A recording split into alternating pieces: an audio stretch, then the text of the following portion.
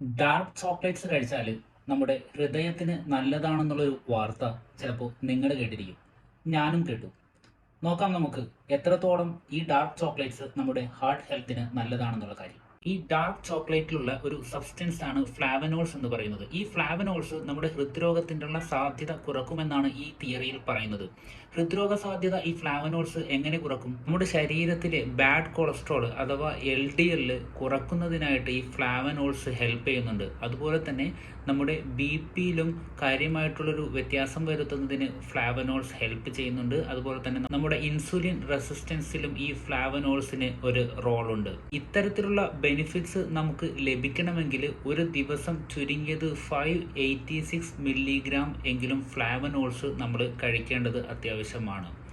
So നമുക്ക് കൊമേഴ്ഷ്യലായിട്ട് ഇത്തരത്തിൽ ലഭിക്കുന്ന ഡാർക്ക് ചോക്ലേറ്റിൽ 586 മില്ലിഗ്രാം ഫ്ലാവനോൾസ് എന്ന് പറയുന്നത് നമുക്ക് ചിന്തിക്കുന്നതിലും ഏറെയാണ്.